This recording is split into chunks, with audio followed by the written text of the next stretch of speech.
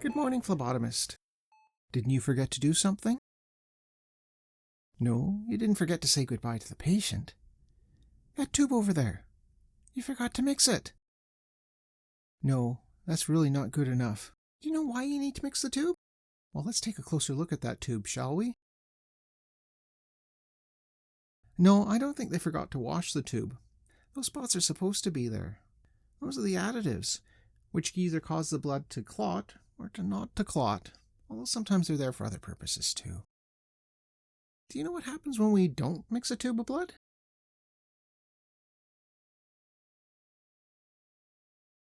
No, thankfully nothing that dramatic. Well, let's think about it. If you were to cut your skin, you'd start to bleed. That's not a good thing, and so a clot will form. But have you ever stopped to think, why does it your blood clots at that point?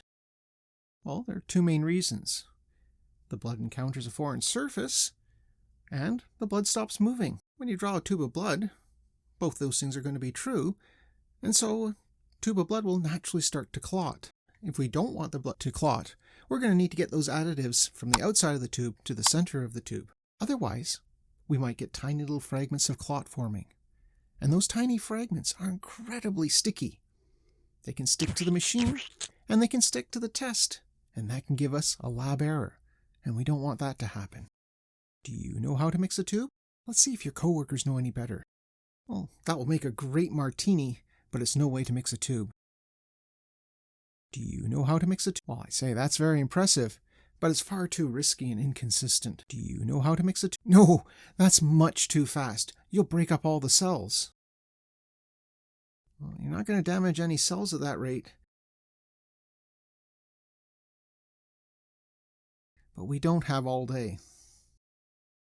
The right speed is when the bubble of air reaches the end of the tube. That's an excellent speed. Not too fast, not too slow. How many times are we going to mix it, though? Well, different types of tubes require a different number of mixings. You're going to need to look that up in your SOP. But do you actually even know how to count the number of times you've mixed the tube? Flipping it once and then back only counts as one inversion. So let's count together. 1, 2, 3. Yeah, that might seem like it's going to take an awful lot of time. But remember, you're going to be mixing the first tube while you're drawing the second tube of blood. And if you don't do it right in the first place, you're going to be seeing that patient again to recollect another sample of blood. And that's going to take a lot more time than doing it right the first time. So can I count on you to remember to mix the tubes? Excellent. But please, don't forget to remove the tourniquet too.